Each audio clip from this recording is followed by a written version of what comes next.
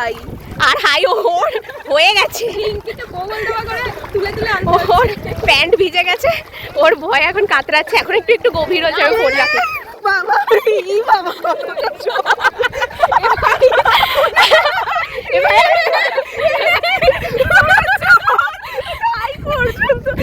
আমি ভাবলাম আজকে আমি চান করবো না। কি করছে রিকি, কি করছে ভাই? এখনো লিটারেলি সমুদ্রে আছে, সমুদ্রে আমরা পৌঁছাইও নি এখনো, এই জাস্ট একটা পুকুর পেরাচ্ছি। আর এদের দুটোর এতটা ভিজে গেছে, এতটা এসে গেছে জল, ভেবেছিলাম স্নান করবো না, পুকুরে নেমে এতটা শেষ, এই যে শেষ শেষ, এইবার নামবো সমুদ্রে, হয়ে গেছে, ভিজেই গেছে এতটাই নামবো সমুদ্রে। আমরা আজকে ভেবেছিলাম স্নান করব না, তারপর এইরকম একটা সানি ওয়েদার পেয়েছি, যেখানে সূর্যি মামা উঠেছে আজকে মেঘলা ওয়েদারের পরে। বাট এইখানে আমাদের বেসিক্যালি ফটো তোলাই শেষ হচ্ছে না, এখানে চলছে ফটো সেশন এত।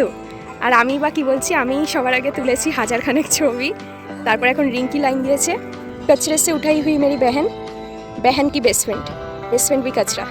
আর এখন এত সুন্দর সানি ওয়েদার। হ্যাঁ, আমার সানগ্লাস কই দে। সানগ্লাস কোথায়? আচ্ছা রিঙ্কি, আমাকে একটা কথা বল, তোর আর তন্নির বন্ধুত্ব কত বছরের?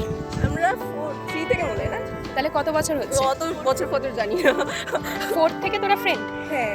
আর এখন তোরা সেকেন্ড ইয়ারে পড়িস, মানে অনেক বছরের ফ্রেন্ডশিপ না তোদের? অনেক বছর, অনেক। আর এই যে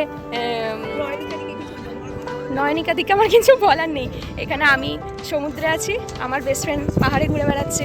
আর কি বলবো, আমার আর নয়ের ফ্রেন্ডশিপও প্রায় 16 বছরের, বাট আমরা কখনো এখন অবধি এই 16 বছরে একসাথে ঘুরতে আসতে পারিনি। আমরা দুবার ঘুরেছি। আর এদের তো আমাদেরও মানে হাঁটুর বয়সী, এরা আমার নয়র, আমাদের তো হাঁটুর বয়সী।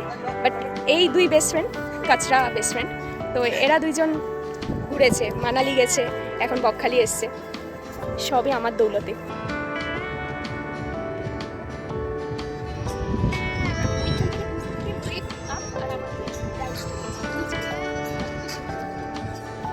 এরপর আমার মাথায় আসে আমি বিচে ওয়েক আপ ডায়েরিস লিখবো আর একটা নাইসভাবে ভিডিও বানিয়ে চ্যানেলের ইন্ট্রোতে দেব।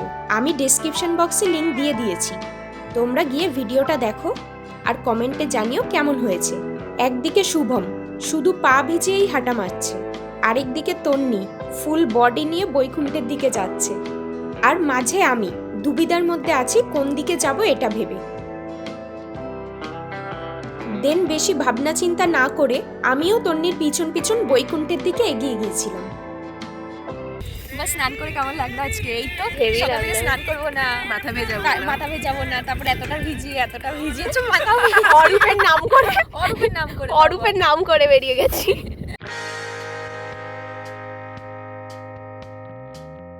তারপর আমরা মস্ত স্নান টান করে লাঞ্চের জন্য আসি মাঝে এসি যোগ করা বনশ্রী হোটেলে।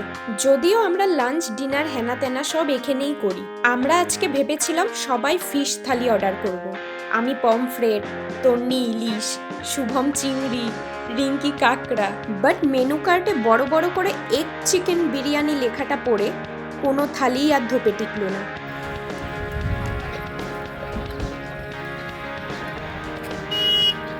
এখন তো লাঞ্চ করে জাস্ট এলাম একটু বিচে, আর বাকিরা চলে গেছে, ছিল বিচে, ফটো তুললো, আর এখন হোটেলে চলে গেছে। আর আধ ঘন্টা মতো আছে টাইম, দেন আমরাও বেরিয়ে পড়বো।